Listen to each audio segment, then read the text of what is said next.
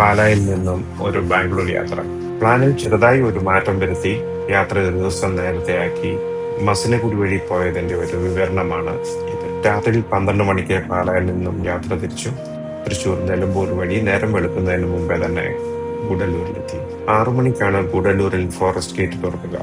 ആ സമയത്താണ് ഏറ്റവും കൂടുതൽ മൃഗങ്ങളെ കാണാൻ സാധിക്കുന്നത്. ആനയും കാട്ടുപോത്തും മാനും മയിലും എല്ലാം ഇഷ്ടം പോലെ നിങ്ങൾക്ക് വഴിയിൽ കാണാൻ സാധിക്കും. ഫോറസ്റ്റ് ചെക്ക് പോയിന്റിൽ നിന്നും 12 കിലോമീറ്റർ കാട്ടിലൂടെ യാത്ര ചെയ്യുമ്പോൾ നമ്മൾ മുതുമല ജംഗ്ഷനിലെത്തും. അവിടെയാണ് പ്രശസ്തമായ മുതുമല ഫോറസ്റ്റ് സഫാരി ഉള്ളത്. പക്ഷെ അവിടെ അവരുടെ വാഹനമല്ലാതെ മറ്റു വാഹനങ്ങൾക്ക് പ്രവേശനമില്ല. മുതുമല ജംഗ്ഷനിൽ നിന്നും വലത്തേക്ക് തിരിഞ്ഞ് ഒരു 6-7 കിലോമീറ്റർ യാത്ര ചെയ്താൽ നമ്മൾ മസിനഗുഡി എത്തും. അവിടെ ധാരാളം റിസോർട്ടുകളുണ്ട്. ഞങ്ങൾ തലേന്ന് അവൈലബിൾ ആയ ഒരു റിസോർട്ട് ബുക്ക് ചെയ്തിരുന്നു. ഒത്തിരി സൗകര്യങ്ങളും രാത്രി മൃഗങ്ങളുടെ പ്രസൻസും ഒന്നും പ്രതീക്ഷിക്കരുത്.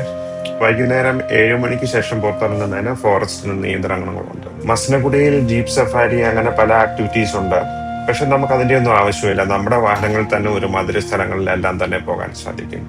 അവിടെ പ്രധാനമായും കാണാനുള്ളത് മോയാർ ഡാമിലേക്കുള്ള യാത്ര, പിന്നെ അതിന്റെ ഓപ്പോസിറ്റ് ഡയറക്ഷനിൽ സിംഗാര റോഡുണ്ട്, പിന്നെ മുതുമല സഫാരി, ആനയ്ക്ക് ഭക്ഷണം കൊടുക്കുന്ന ഒരു സ്ഥലം, അതൊക്കെയാണ് അവിടെ ഉള്ളത്.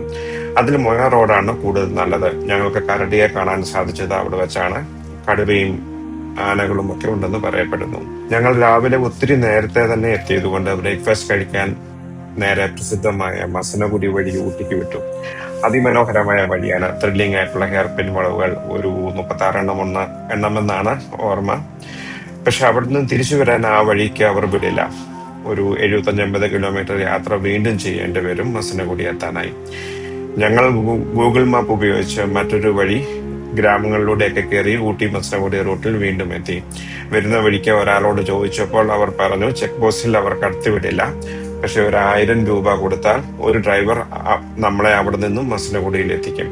അതായത് അവിടുത്തെ രജിസ്ട്രേഷൻ ഉള്ള വണ്ടിയോ അല്ലെങ്കിൽ അവിടുത്തെ ലൈസൻസ് ഉള്ള ഡ്രൈവർക്കോ മാത്രമേ ഹെയർപിൻ വഴി തിരികെ ഇറങ്ങാനുള്ള പെർമിഷൻ ഉള്ളൂ. അതിന് കാരണം മിക്കവാറും മുൻപരിചയമില്ലാത്തവർ ഗിയർ ഡ്രൈവിന് പകരം ബ്രേക്ക് കൂടുതൽ യൂസ് ചെയ്ത് അപകടം ഉണ്ടാക്കുന്നതാണെന്ന് കരുതുന്നു.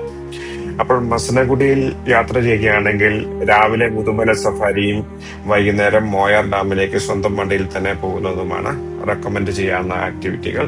പിറ്റേ ദിവസം രാവിലെ നേരെ പ്രസിദ്ധമായ മസനഗുഡി വഴി ഊട്ടിക്കും പോവുക.